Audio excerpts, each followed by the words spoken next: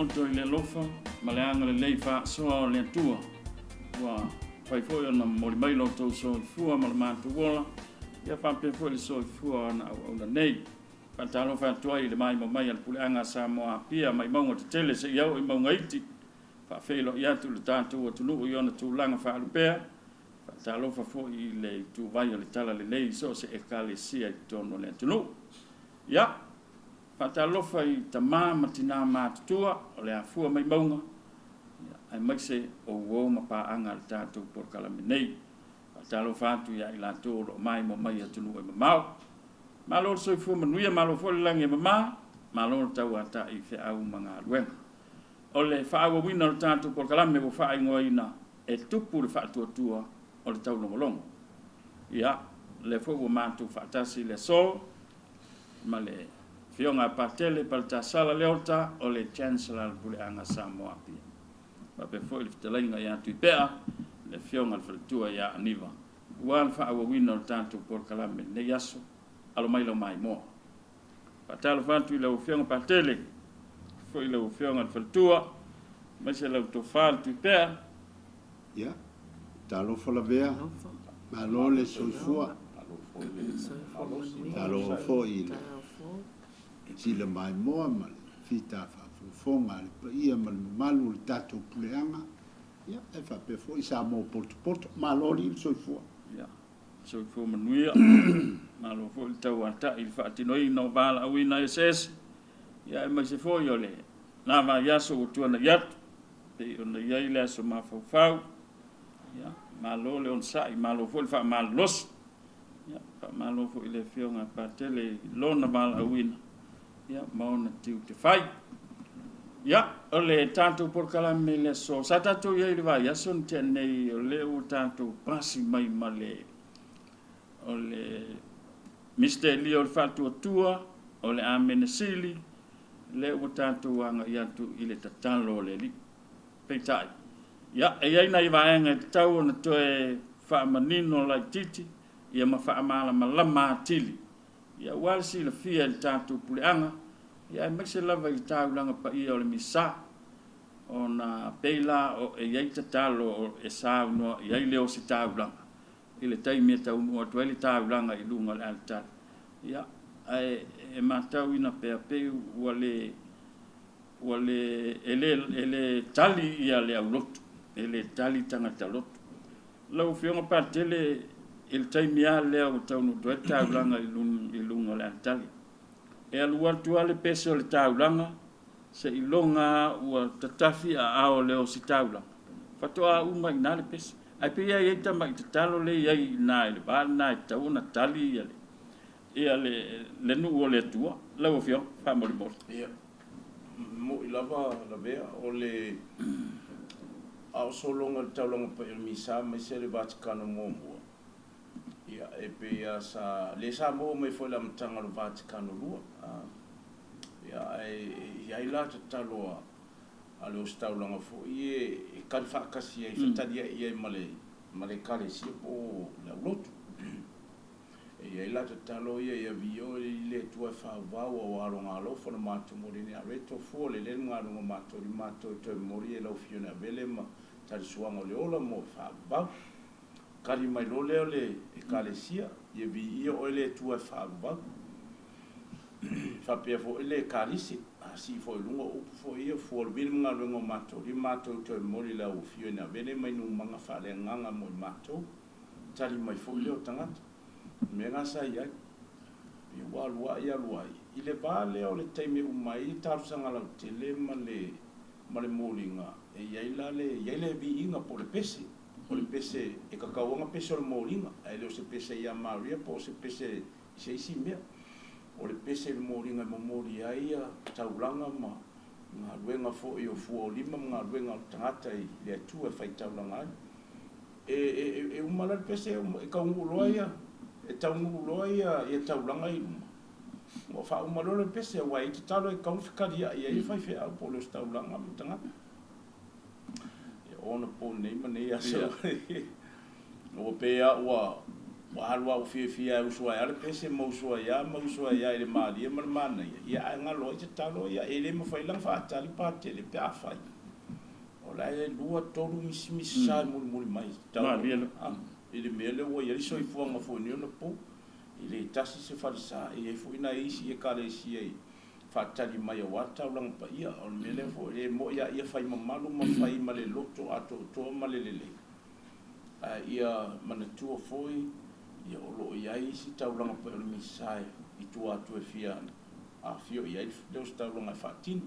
pe o tūlanga lea wa a whakaringe lea sei umare peso mo ringo winga a whai ai whaari mo whai upa ke whakakukua e ngā se umare di mo whai a ole whatalia e inga ole vaenga tāu ole misai i tali mai tangata ina ua whapea leo si taulanga te talo le no lawa ia na whapea me ia vi ia le tua e whabau praise be God forever blessed are you Lord God te tauna tali mai tangata ia bio le tu whaftai le tu ia bia pe o le winga la na tali inga le o le wa mai la tu taulanga o le moli mai o la ko ia whanga kaulanga ia o le winga le na e ia fo la le ia le si vanga le talo fo le lole o le evangelia wa pe na mau le statu poka fai alo staulanga ele talo e fai puno lo mala tale ma fai ele I o aku le bangeria ia fa ma o lo utu lo to ni o wa nga e fo le tala le po la we bangeria o te talo fo le na fa pe sa ti akono e ona I luma I lo staulanga po le pupu e sa una puno le fa pe fo mai lau fa mnianga wale fo la ino le bangeria o nga fa pe na le upole le tai te usa ringa po le staula e fai fo ia punga ia fa mama o ele tua mai o lo mutu mo lo lotu fola lana upu po tala le po le bangelia fa mania lo ia I think kun ka ku kalongo le svete fo le ngol fa mania ngo le ka pa ele kula fa le fo e luma ya se la uma ia o ka pa lo ka pa au mali sili au mai la ku fa mania ia po le fa kofi fo la fa lo ia e kau fōringa pe ngā la baku whamungia ngā wā wholwholango tala le ia ila le vāanga na ole aleluia ia ka kaunga ngausu ole tofia ole aleluia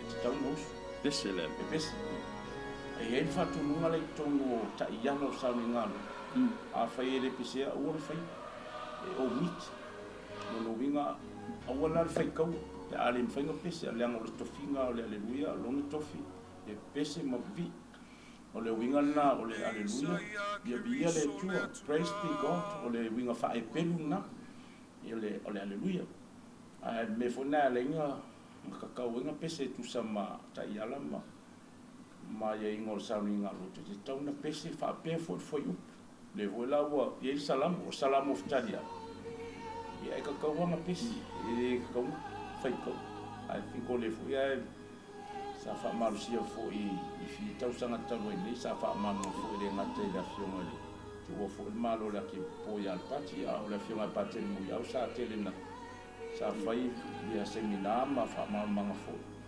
ia I vai nga ia tau wana pese salam io fo la le via malon fo o ka mu pese e tali tu ai fai tau a le la fa fe lo ai matalia le mangalia o le whaafilo inga le nao le evangelia le afio mai o Yesu lan upu ono o le evangelia o ngā ruenga a le alo le tua mana wabenga I lona soifua tangata le lai e evangelia whae mafua na tu ese la ufo I tono tuspai le lai e vaenga sauni ngā lote tauna pese la aleluia ia ma pese malona whai upu ia pe o vaenga ia a lisi vaenga le wale sapsi voice pe se a lenga koe pese whai e me fai nga pese e le fa pere mo fai ai conditions ai ba nga te tau ana e le fa pere na pese ai te miu o sa mi nga te tele sia fa mamaluin ai me fai na pese o sa mi nga te tele la na e me fai nga fa nga o le uma le folfola mo le pania ia ona Abatulo te akole mole aku kuspa ya wa o masangi ape o Book of Gospel se fa ya bangile tono tu sile masangi fa nga ya lengo posesio I luma la tat ia o tātou whaangatu spa ia le Samoa. E whapela le ia ingo le sauninga lotu. A whai o le ipkopo o ia lai tai ia sauninga. A umale evangeli ia sauninga tite le ai ta o le high mass po le misa Samoa lunga. E se wha mamaluina ni aso tele whapea. E mawhai lang whaanga. A o whaafio kula le upole lia tia kone songi ali po e anga ia kui longa cathedral I longa ngofuari no fua. Ia e songi ai e mawhai langa koe usu ai le aleluia. Ai whaetetea la e le kaunga so nga pese a sao. Ma e le pese a fo ia I vai aso. E le se asa pese le aleluia le a uma le mangiria. Na o bang o sauninga tite le e bang a se wha ungo se kupu. Wha ungo se kupo. Ia po sauninga whapena pati ngō le uperi. I longa amatanga po lona taulonga ina. E mawhai na whaanga. Ai e le mwhainga o ngai kamwhai vore pui mai le. I si baenga wale e le ongi meka kaunga whai. Ia peo vaanga na e o fo ila le te talo le whai e leo si taulanga le. E li lingi le vai. Tono le o le waina le karis. E whawhiwhilo iai. Ia foi upor ka. The mingling of this water and wine may we come to share the divinity of Christ who humble himself. Ia ole kakalo ngā whewhe au e ole vai le tūtino ma le tuatua. Ole wainga ma le vai inga ia kuwha akasi le tūtino ma le tuatua a bea ole tauranga pa ia li ua ole toto. E lai kakalo ngā na lena wha maulalo ina lo nola ina ia a bea o si tauranga. E wha ola ila ola. E peo komai kakalo ngā. E musu whewhe au mwhai. E o fwelanga ma whango lima. I o whapea ia nisi fwoi tātua ia wā tātua whapea ngā kilo loa e whisida ma fwowha. Ai ngā ai ele mamali mo whewhe au fwoi ringa whango lima. Pol me ia o isi fwoi whewhe au. Pol me kau mawhakapas whewhe au ringa fwoi ai le ai. E iai, it's a symbol. I le tū maleanga o le o sounding alu. Wash me from iniquities and cleanse me from my sin. Ye furuina mai o se mai ye whamangaruina o sal o le simple langa. E whai ala kaanga ma whai te talo up. E o whakasi inga ia. O mea umai e whaatino whewhia ulunga o le whai taulunga po sankulari. Ia ona ako kore fuma o le kakalo lea. Ma fo mai fo la te talo le u fale farsa. O le koe whai. Moila. Le sa o le practice a tatou le tūma le anga le tradition. E o mai fui le mai kongo le vai sa. Ia, o whailo ma kalo whailo ma kusi e longa o siawa lai mang kua kakalo le asio. Lo oli ie ma lo o tua ua o ulu fale nei I lo malu. O kakalo la e fulu mai ma e wha mai kia o peo kiona lona. O pulanga o kakaro foi langa le mafu at talo le lungo le tale foi fiau fulu di mai le fa peo patpala a le simple o le vai lunga fulu fa mamalo tangata vai ma le anga sala ma fa kauba inga ia ave fa ngai e su e o se lan taulang pe o winga nga o kakalo e pe o nai balanga o ngai me ko e o kaluma ka ko nga venga foi ma ai lo po fi fa so la fi o tu ma asia Ma lo sa no e la fiong patel. O ke le al va ngale miseli ya. Pe a e sa lu fa fonga ya sa no ngale fiong patel ngai me la iki ya e tele me ni a tau. Se ma solo fin ngalo ya el va ngale. Ole o la tilo. Ya. Tangata ulo. Ole ulo la ka pa. La alo ko fa kalise I alu solo fo a ko fumele wa misia a ko ale a silsile I tangata man tu ale kalise e o mai ao tonu le mfai na I wa masani la to mei tu mleanga o le ulu fai o ka ko e maka kwa I le fai ko anga ele va pe anga lo sa wa e vai po filmela singo fole le ke ya ele e a makanga whapa ia ta ita I le. Ai le o onga male. Ma upu tausi ale kalesia. E whapa ia e ta pena I lo tangata. Yang au te ia o ulu i le taulanga pa ia. Ia o mama e pe o le kiona. Ia sina e pe o le kiona, ma ia o mama, ma le isopo e furu ia. O upu ia o te talo ia. E tā pena i le tangata. Langa nga pe i le ua whawhango o tangi au le taulanga pa ia le misa. Ai vai e le mani o me. Ia le utoi whamanino le lei e le whaife au. Tele ia o te talo e whai e le whaife au. Mea lewa o le tofinga o stau langa e le seta mai. Nga le alua kuaru. Pe fo le whapusala la whaipe i e whaoso wha. Dea. O lau tango o i lau savali i lunga. Ia wakako wa inga i polsesio la e wai. O polsesio a sila i ko inga e masani. E o reverence le le o savali i polsesio. Ia e le whai atu voi lea. O tape nanga nā ma le loloto nā le taulanga pa i o le nisa. Le kau whamakala e whaiwhiau. Ia tōtonga ia whaao staulanga. Ia whaakanga kauro. Ia orenga. Wakako waku le leo kilo mo mua kako whaisa. E le si ko inga mel ke le loia angiva pesau. E whaku ai se ngongofo le lalo kwa ai whako waku lo. Whapao o le le e pie wha. Ia vai le ali kau whaiki. Kilo le au. Le kaimina. Ia o kele vai aku o se meli na. E mawhaina o i eile vai. Ona ua vai atu ua solo i tua le talitonunga ma le whapa ia le ola whapa ia o le tangata katoliko. Ia ngai le kupusa i kako maisi. E kisa wali e kua. Ia ele a whainga. Lafo e la tu whainga mamalu. O whainga mamalu a le kalesia ia. E ke a maka kua i. Ia. E vai fo i whainga mamalu e whai whafu tangata. Pe ke lui fo lau ka vale pe ke e o kulo lu mal falsa fa ilonga lau kolusi. That's ole fa ilonga na ole ke ka le lalu langi. Wa ole lo fa tu tuanga le langa le fio le sa kala met pa ye le marba. Ya pe yo la le mai a ke noi le kele le sila ngi va wa o fale tua o la ko ye makai ku langa ia o tangata lotu ma. Ia, sau no ia lau whionga whaltua.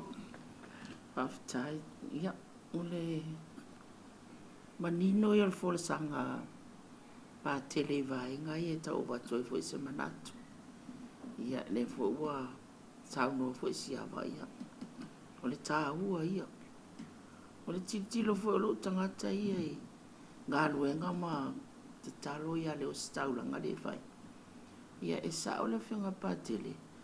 Sa ia te talo na e whai e pākele si lo le a reto ngai wha upopo mai e langa kadia kulo tangata ia vi ia o e lea li. Ia o aso nei o se a whai whi auto e whai ia. Ai e ser ka ua ka mai mea ia sao no e pākele. E kau ke kilo iai i le amaka mainga ma le mamalu o tauranga pa ia misa. Ai mai se foi o le ola whakua kua whaiwhi au malona mātāla malonga ko anga i longa ko whinga. Ngā whaau ia ina ia tā pena le mātoa lana ngā luenga e ala le whaingo o le sakala meta le o misa. O le si fo i vāenga ia e le mela le o le whaingo te talo. Ia e te le a fo ina le wakelinga le manatua e sao e fo i siawa. Ua solo i kua le whaatuatuanga o tangata katoliko. Ma le si mea, ua le telefoni na le mana malama.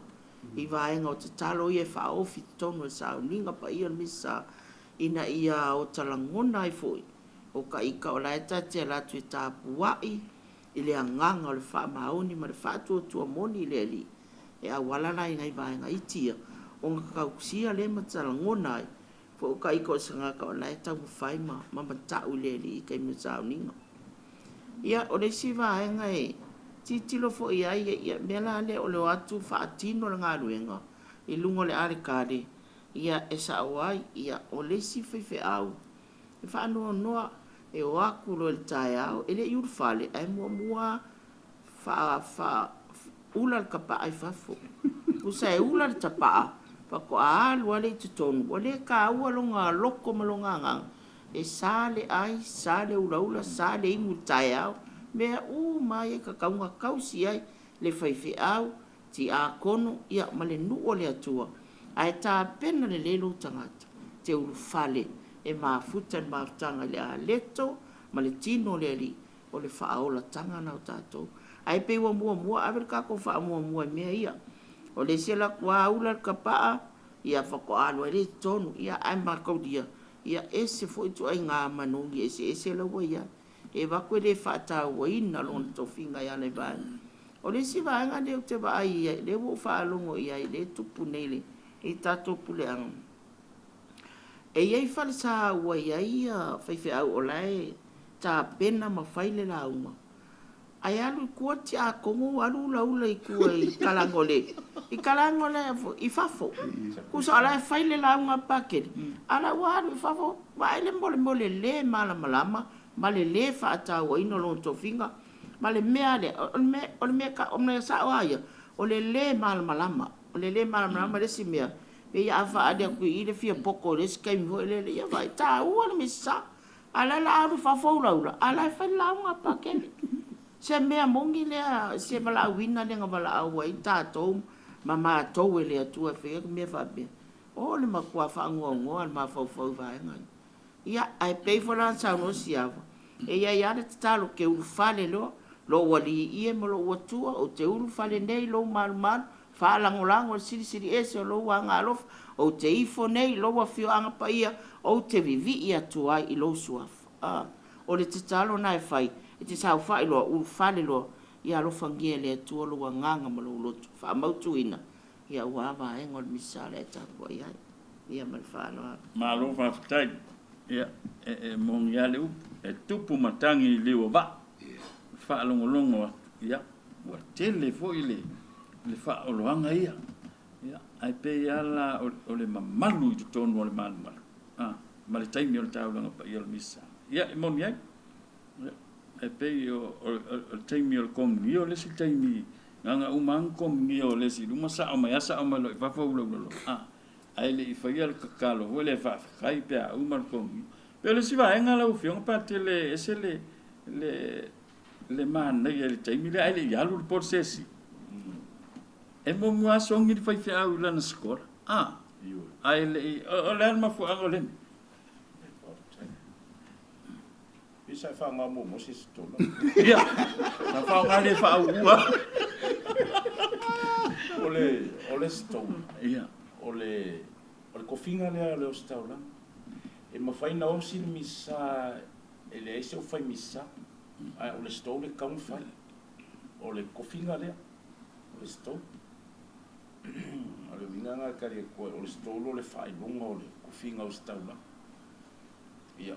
Me ngai linga songi ai fai longo kofinga o Yesu e onga kofinga le ai e ma ko ke au ai miskeri o le kofinga o Yesu non tofi o staula e le linga ma ko songi le stola o le pa ia mo kofinga male ia male fai longo le kofinga le ma ko ke ia fa pa ia mai ma songi ia Yesu e onga kofinga ma onga fai varo firima le o fa pa le ngai ma ko ke whaawa winga o, ia ai whaonga fo e le li ia whaiwhi au e whaatino a ilana, ngā winga whaasakrameta i Eucharistia o le whaunga, tangata mamai ia o isi mau sakrameta i baptiso.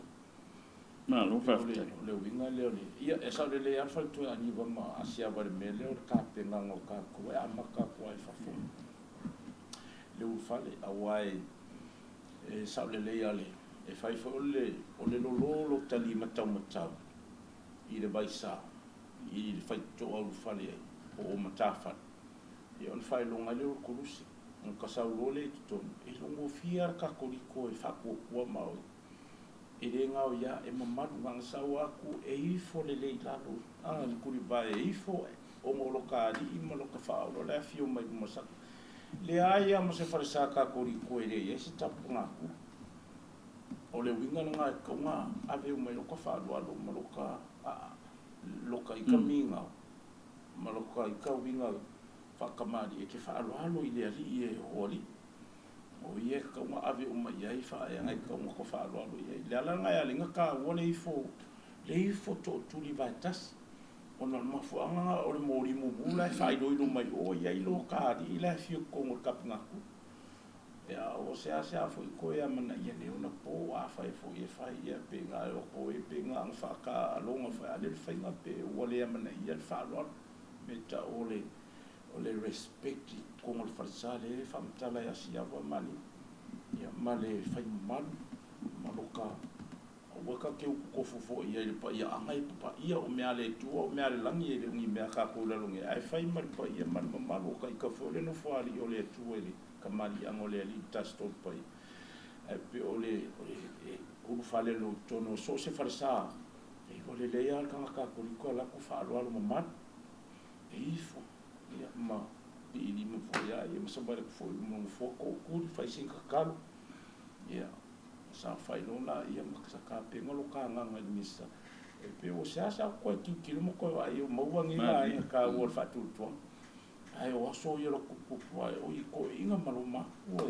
na ku pulanga o ka sa fai ma o nga ke ka ula ia ile dia ngangol fa tu e pe mi ari am tami sa la ka sko e uma ka o la ka pe ngai sin ka ile mi sa le la ka mo ka o le fa tu ma ka o le mi sa po le eucaristia ile ngang fa tu o katoliko la kerusia pe ole nga ka ko fa nga ko ele winga ka o sacramento le eucaristia malo pastor Ole si. ya me va O tala no pa tele.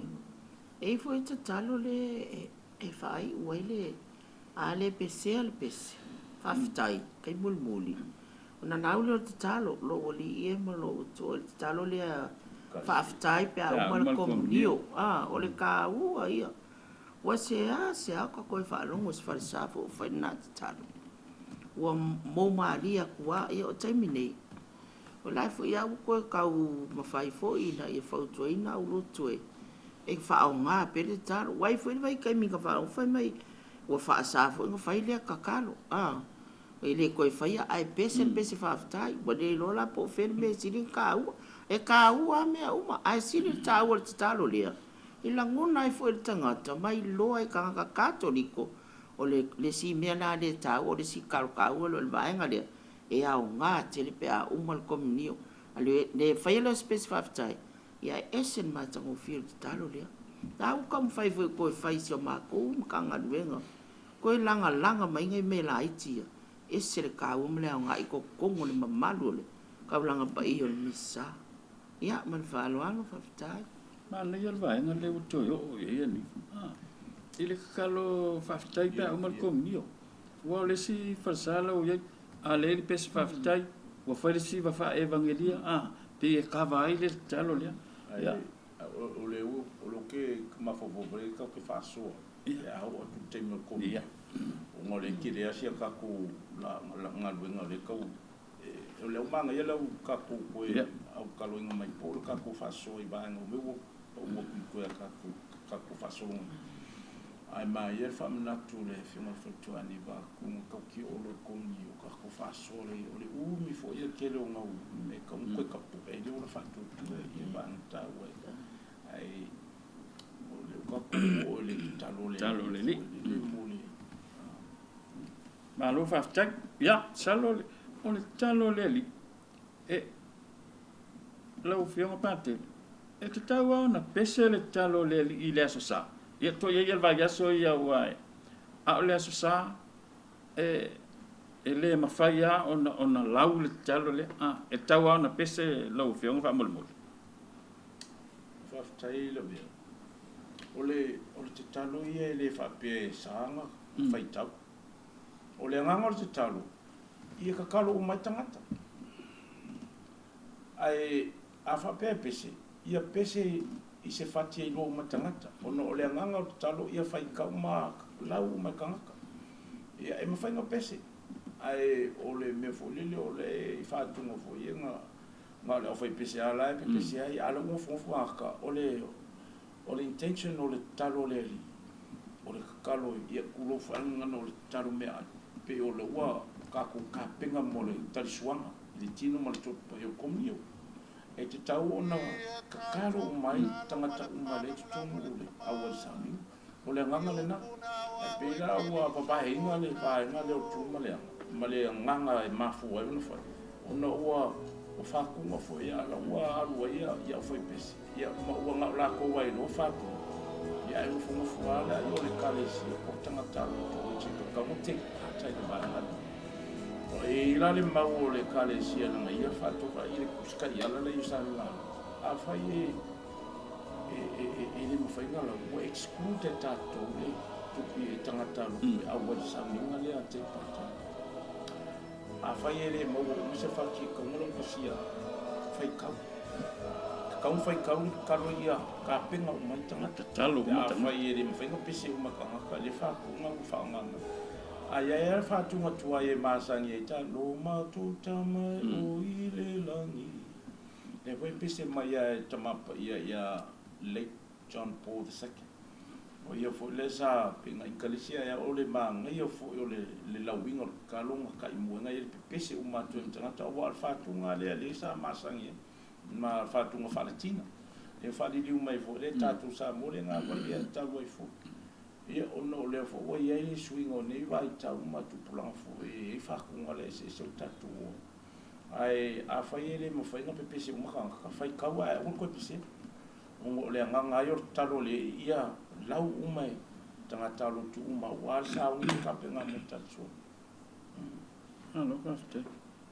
O ia isi falsa o fai ia screen, fai TV, wa ku uma ia i lunga me ia o kakalo, ia mese la o pese, ia fa pe fo ile talo leli. Pe ia se tau fo le vaenga ni va ina ia mawala le vele sa no le fionga patet, ia pe pese uma tatalo. After ia ole ngau sa no pa tele le banga le. Ia ole ta ua fo le ku ulunga le screen. O la ua i loa o mai pese ma upo pese. Awa o riska ngaka. E pe ku fa ilunga le screen. Ia ale ala ku o ngā na ka pula pula ilunga po le ale upo la pese. Ale fia pese a ele manga ia pese. Ia ngā pupula ia le fa pe ilunga le screen a ele. Wa inga o langa fo inga le. A la kua o la kaule ua le po inga le fia pese le ole. Ale ta ua ngā le screen. Ka ua ngā.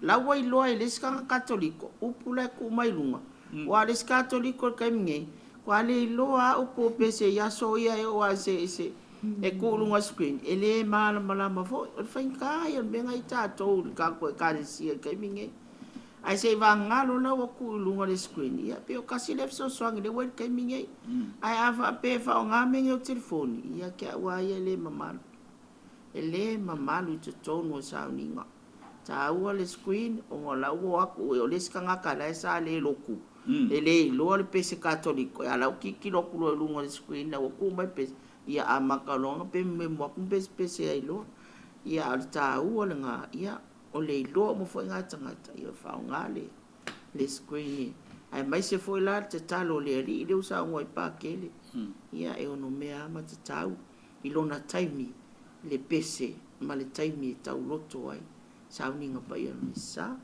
ya man fa lo ano Alo, kafte. Yo la me so ya sia. O le ki kawa afia i le. Le fina ngalo angi. Ya, ole ia bolo fole upo ole al sanga le sia o si le kalesi ole o pese o kalofalo o se vai ngal ta urte wai pe ele le mana ia la minga e fatupu la ngona fo e pai la ngona o tangata e fa so fia ile le fia tapua ai fo lama me o tanto e fa o te talo fa ale tangata la voi ai fo te talo tausi fa fatasi o tatu e kalesia e malo stele la ile minga le No. te talo fa fatasi taua le ala wa mai pante Pei o le totonga leo le misa. E a fo i e patino tele i tangata. Pala au lia talo i te talo. Nanga lewa makang kapeng kua la ale misa i le taimi fo i leo tape nanga o le talisuanga. Wa fasol sol. Wa fatupula ia le ngana o te talo. o le tansua e fatu ia i lagona ma faasauni mo le talisuaga pa ia le ali tāua tele la e sa'o ai pa e iai le faife'au ma o a mako aku e whapea ia o le ua ia le mako o whaipesi ia o le palisi sawi ia o whaifea e o pere la vai whaalongo mai whamai ea ele lei o maala ia pese uma ia langa o maenga tau pese a wala o fio e mawhainga a wale pese ale i tama maltama le le ava ia le paki le whaifea whamai maanga ia kakau ma join uma kanga e le leila pela o lea sa unga baki e leile au mai le fati masan pese uma ai a sa lo le fakifo ku lo le ko ke le e fakali falongolonga fika kama fikali ya i ho male pe ma ia le falong ai a o le kakalo ai kakau ma be o se kakalo vai ke vai kwali i de mal i pula muli mai le sta ke ni le pi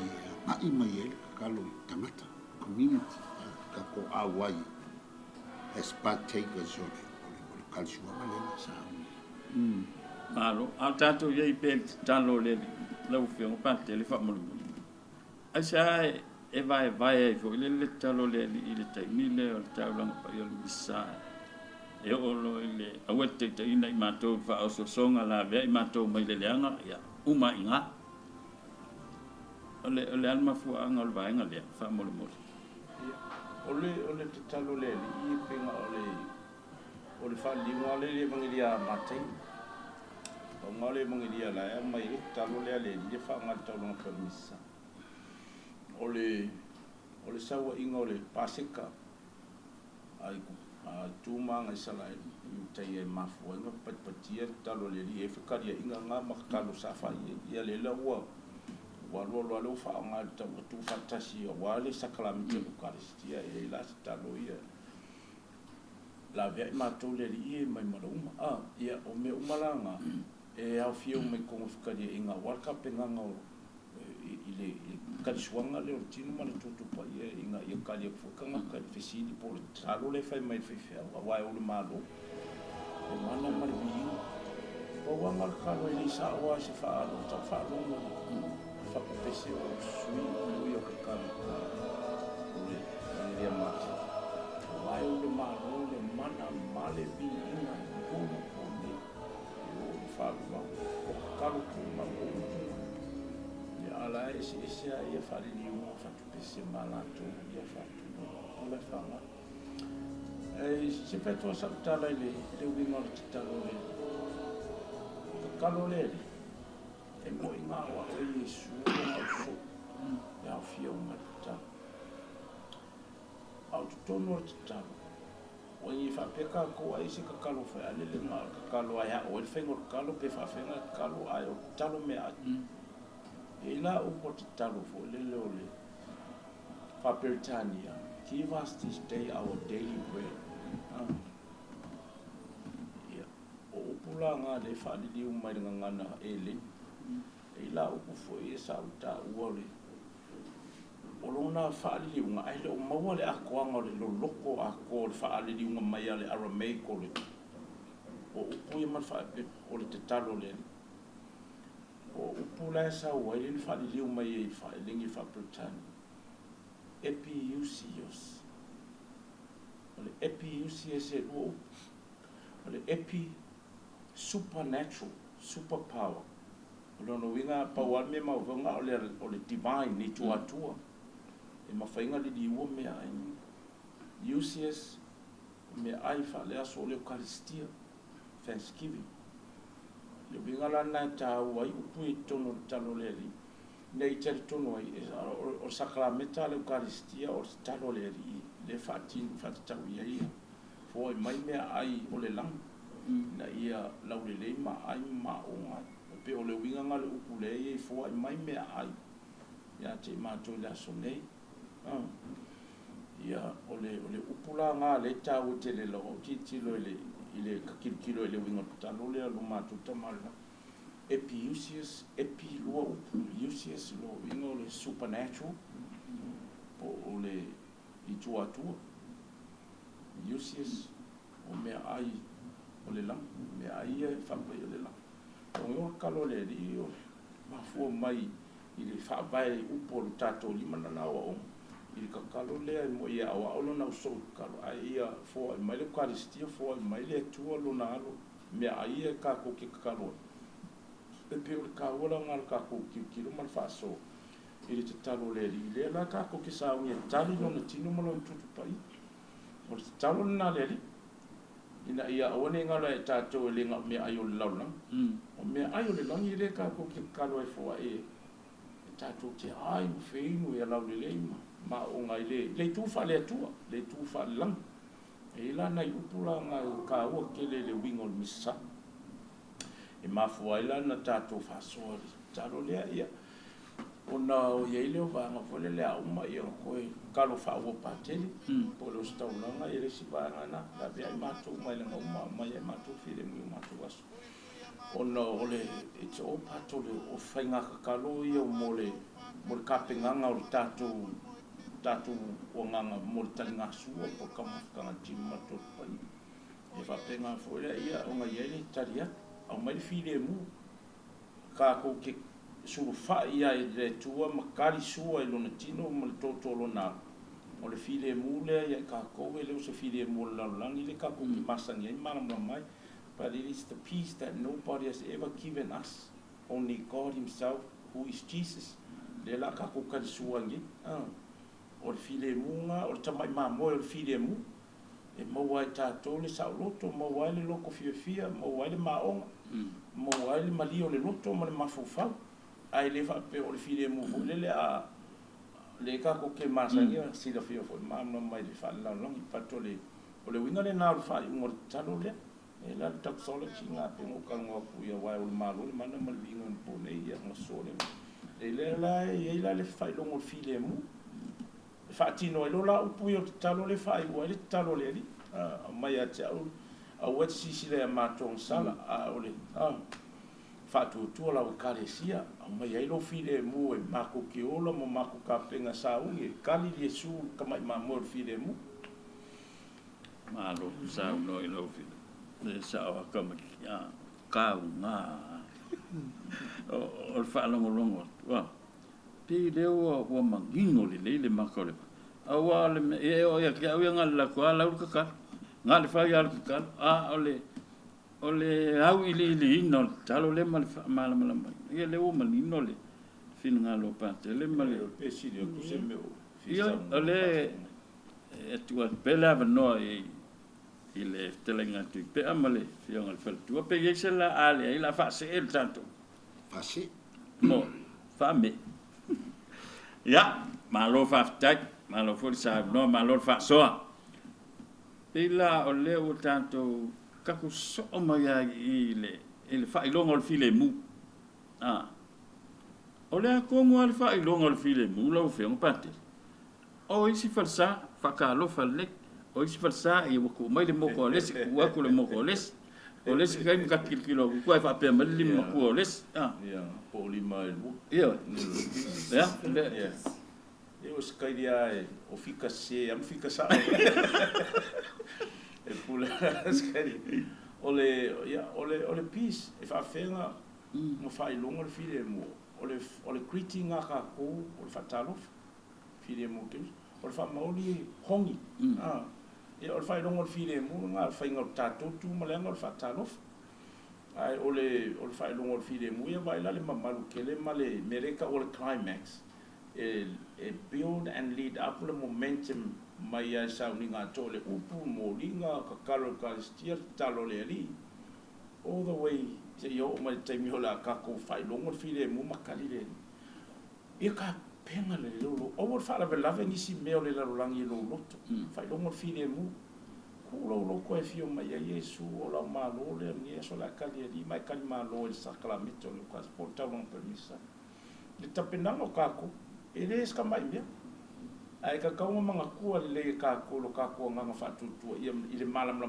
anga male silo fia ole nganga kalisua male nganga limisa bala kele ia whaavango kako loko mo kako mawhauwhau mai mea o lai whaafikauri ma whaasoi sai le ami ele mawhauwhau o ka ringa o makala o mo kako loko o le winga ngal whire mu peace longo winga o kelo koe sau ia oe se o folau o se o ka pe o le upu fore ma vai ngā upu konga o kelo koe sau nisi a me whanaluna la o sau ka penga mai lo loko la o si mai ia oe e kari Yesu i lo loko ngā o Yesu ama whire mu nga o le winga ngal whire mu ka ki whaalelei whamangaloa puangi o leanga o whaale kong whamangaloa pe a whaio a mo whit ai e ringa ko foi le whamangaloa o le tuur sisi e sila silfanga o puangi o ka ko e venga o ko kelo kan ka pa yo ka whaale kong o lalangi ai wa abia o tangata pa yo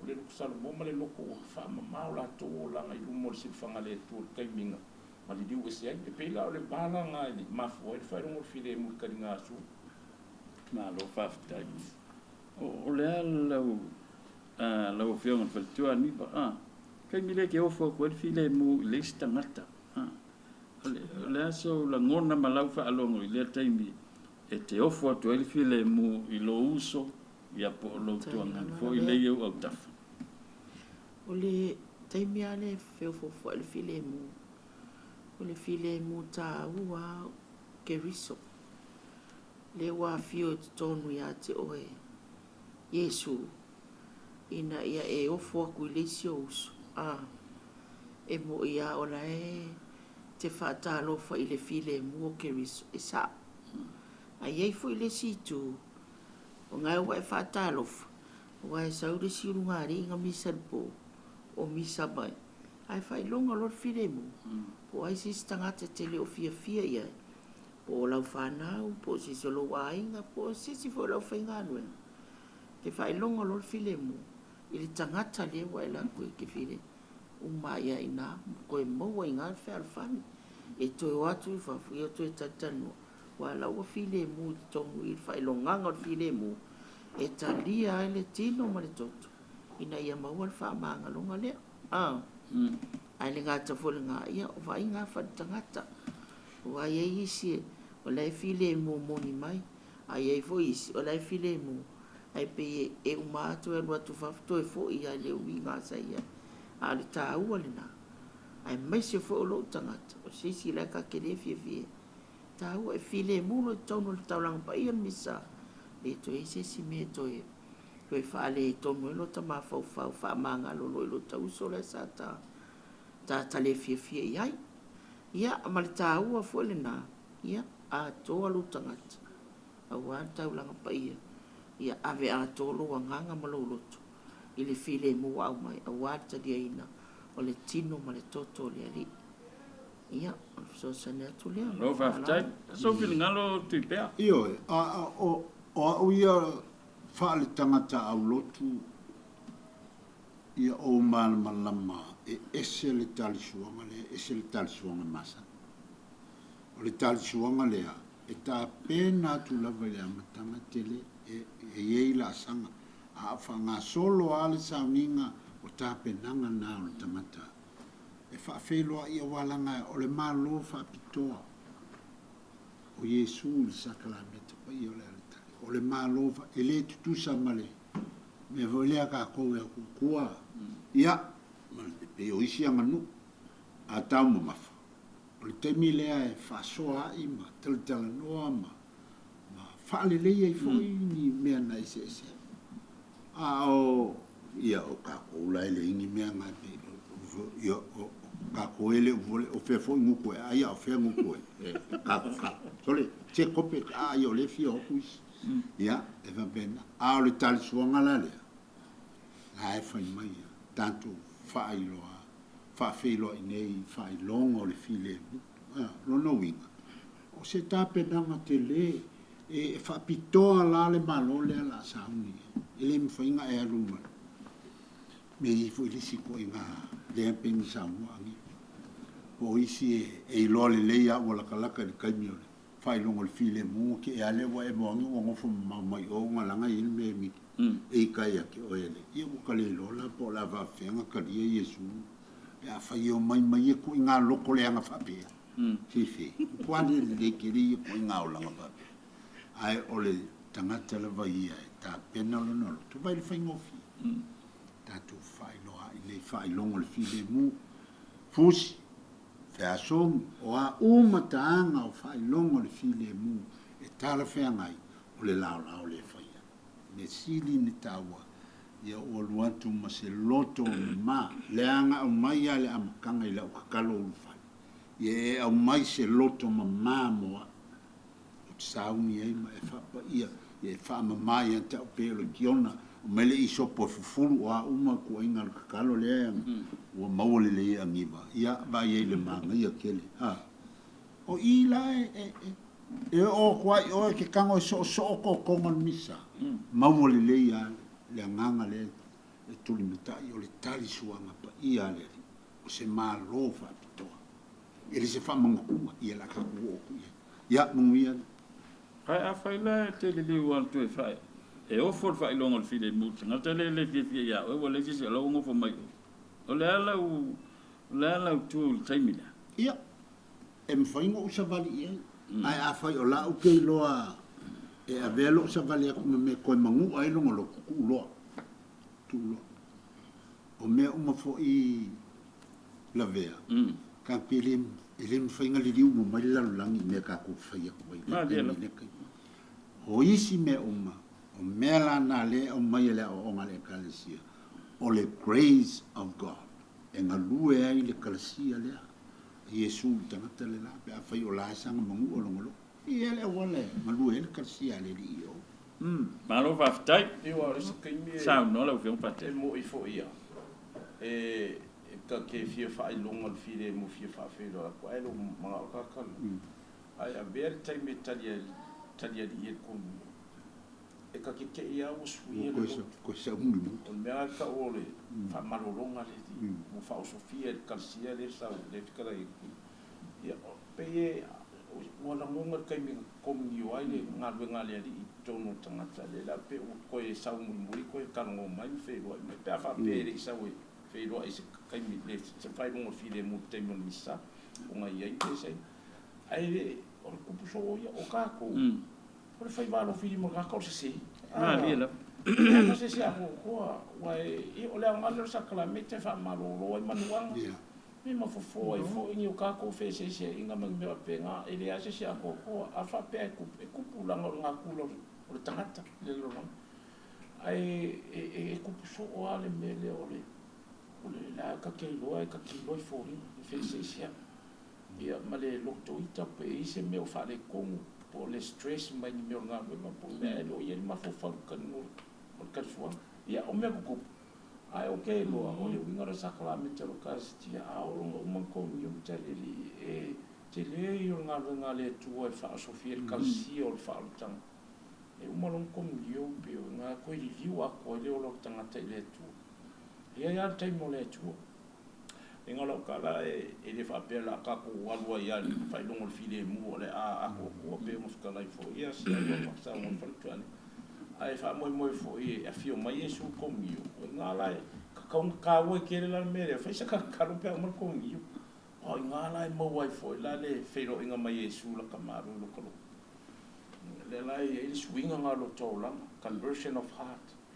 e ma fa inga le diu ia ma fa sofia uma ko fa fo kai le ku nature le divine nature le tu ia ma mo wai lola io lo ka ko fi la ka ki su ye lo pe ole so le ta wo jele la le komni Malo fa.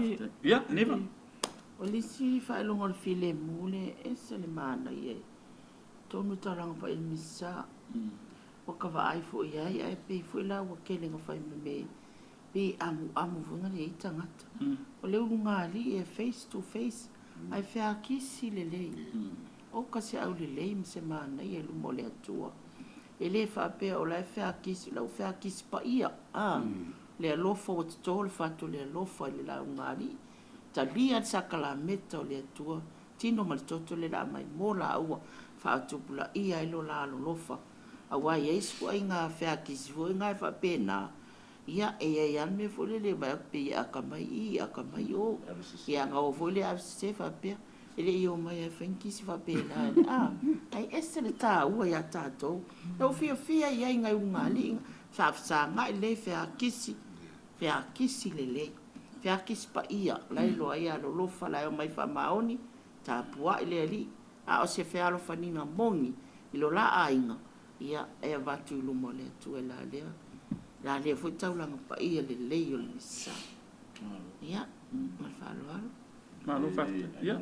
Lunga yo ia le ve. Ngambe ia Fe la kia ia le kia.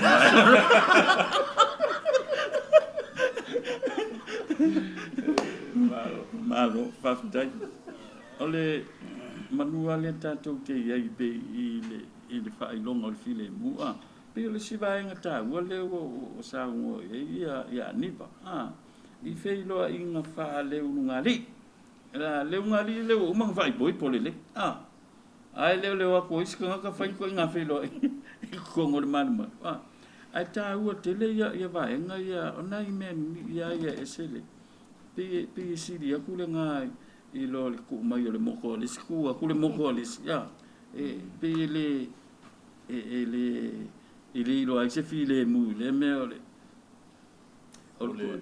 ole menga le fist pump o se menga a folinga e le mon ole menga ma fo mai fo ke Covid.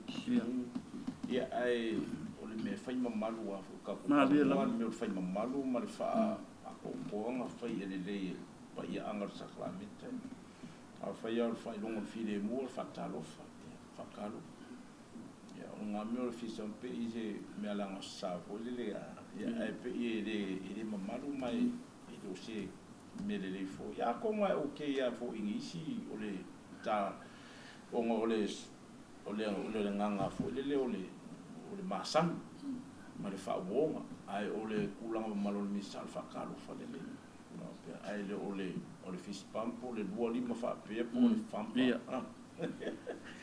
o vai ngol misale ka ngol va ma sacred traditions ole practice ole misa Malo faftai ya le titilo tu tau I fo tatu taimi ya ai batu ya lia vanoa o mai le atoanga le aso lau telinga tuipea O lea o tātou I le te talo le li.